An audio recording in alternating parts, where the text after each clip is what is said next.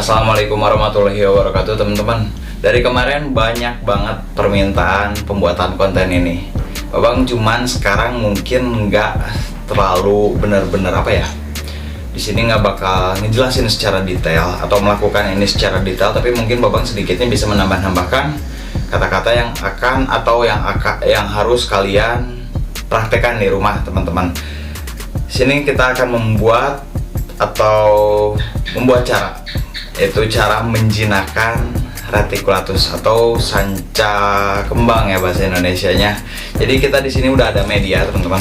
Medianya yaitu baby python reticulatus teman-teman.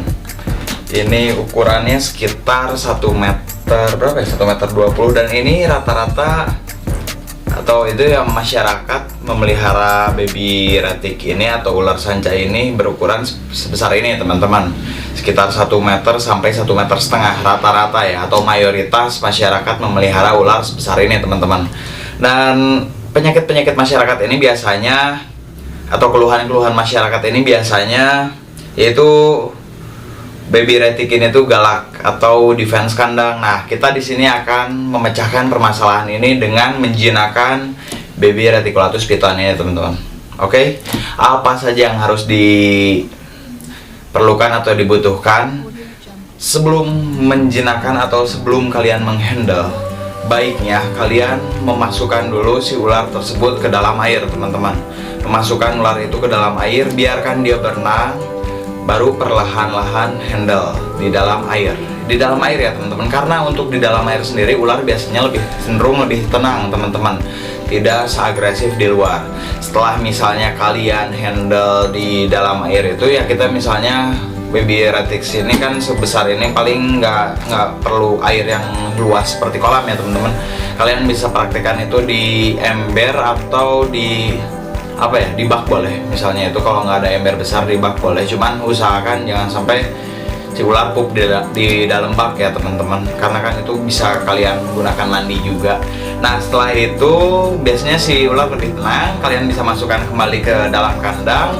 Tetap hati-hati, gunakan sarung tangan kalau bisa teman-teman. Di sini Babang pakai ini sarung tangan kebal. Untuk baby retic sendiri ini pasti nggak bakal tembus giginya. Sarung tangan ini kalau misalnya kalian bisa mencari di platform-platform online gitu, kayak misalnya Shopee, Lazada, atau ya Tokopedia, berbagai macam platform untuk jualan online.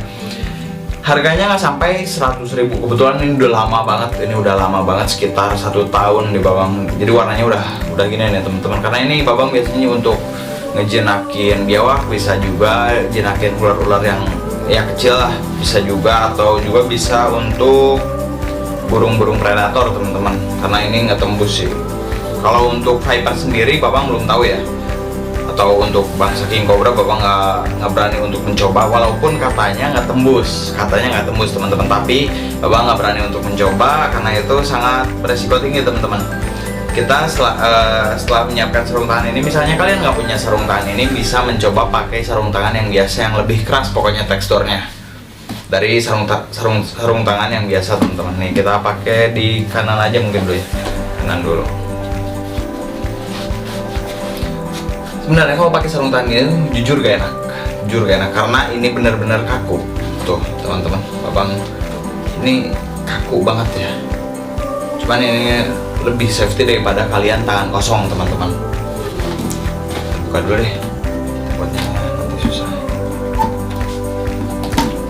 Ini teman-teman, ini ularnya ya sekitar 1,5 meter. Nah, setelah kalian sebelum melakukan ini mengikuti cara yang tadi ya teman-teman, yaitu untuk menghandle si ular ini di dalam air. Kenapa harus di dalam air? Karena di dalam air ular biasanya lebih tenang, karakter ular lebih tenang, karakter ular lebih santuy. Dan setelah kalian melakukan itu, boleh kalian langsung menghandle seperti ini aja teman-teman. Walaupun tetap akan menggigit kalian, tapi dengan sarung tangan ini biasanya dia tidak akan tembus giginya teman-teman. Ini kita akan coba. Wow, tetap perhatikan tangan kalian karena ini sarung tangannya nggak full ya teman-teman, atau tubuh kalian yang lain. takutnya kena muka teman-teman. Ularnya. Kebetulan babang dikasih ular ini dari salah satu warga teman-teman, dan itu karena ular ini galak maka dikasih ke babang. Tuh kalau misalnya kalian udah melakukan yang tadi babang kasih tahu itu teman-teman, jadi dia lebih tenang sebenarnya karakternya. Kok dia jinak ya? Jadi sebenarnya kalau untuk melakukan ini tuh ular tuh bisa jinak hanya dalam beberapa hari ya teman-teman. Biasanya kalau babang sendiri untuk menjinakkan ular sebesar ini hanya dalam waktu 3 hari teman-teman. Ini harusnya galak nih, cuman karena babang udah melakukan hal yang tadi kata babang, jadi dia nggak terlalu galak lagi. Kalau misalnya di dalam kandang biasanya untuk ukuran sebesar ini dia masih defense kandang atau mencoba untuk menyerang. Nah itu sangat wajar sekali karena untuk baby retic biasanya dia defense kandang dan jinak-jinak jail gitu ya teman-teman. Maka dari itu biasanya kalau misalnya kalian mau masukin tangan ke dalam kandang itu, dia posisinya mau menyerang, bahkan kadang-kadang bisa menggigit. Tapi kalau untuk di tangan sendiri dia biasanya lebih jinak teman-teman. Tuh, teman-teman. Karena sarung tangan ini tebal, jadi dia tidak terlalu bisa melihat dengan jelas panas dalam diri kita, karena dia berdarah dingin.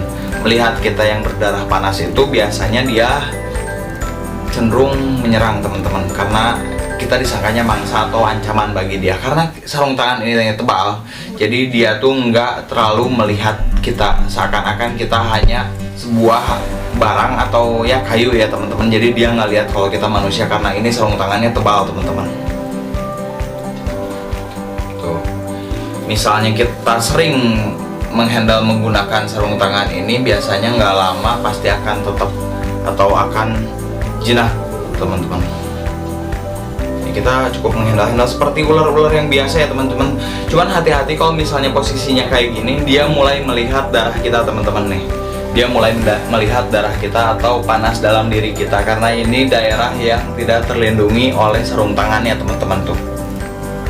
Ini biasanya dia kalau misalnya galak atau lapar bisa saja menggigit bagian tangan kita. Dia harus hati-hati teman-teman tuh. Kalau misalnya udah di area sarung tangan ini biasanya dia lebih tenang lagi teman-teman. Nah misalnya kalian kira-kira bingung harus berapa lama sampai sejinaknya teman-teman. Biasanya membutuhkan waktu sekitar 3-5 hari untuk menjinakkan ular sanca sebesar ini teman-teman. Tuh. Nah ini yang harus kalian lakukan saat menghadapi ular yang galak ya teman-teman. Cuman biasanya nggak bakal lama kok. Nah misalnya kalian bingung kira-kira berapa lama untuk menghandle ininya, cukup 20 menit atau 30 menit dalam sehari ya teman-teman. Jadi misalnya sekarang kita handle gini 15 menit simpan, nanti misalnya siang atau malamnya kalian praktekin lagi gitu. Setelah itu kita bisa masukin lagi kandang.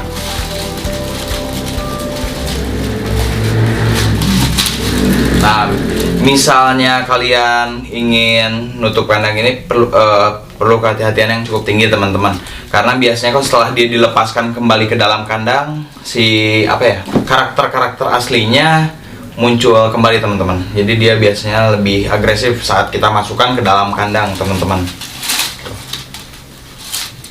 Cukup mempraktikkan ini dalam sehari sekitar 20 atau 30 menit sampai 30 menit teman-teman.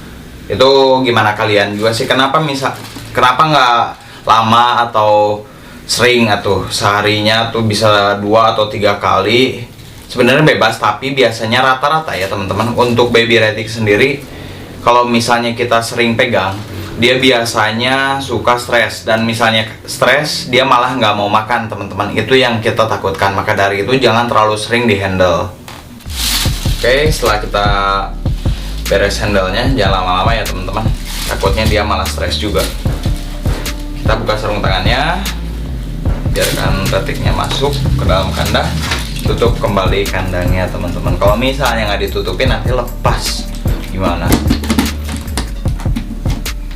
Oke, mungkin cukup segitu aja teman-teman yang bisa Babang sampaikan ke kalian semua. Semoga setelah Babang kasih tahu kayak gitu, kalian bisa nggak bingung lagi dan sedikitnya menambah info pada diri kalian semua. Jangan lupa untuk klik like, comment, share, and subscribe di channel Babang agar Babang bisa terus membuat konten-konten yang menarik, inspiratif, dan inovatif buat kalian semua. Terima kasih.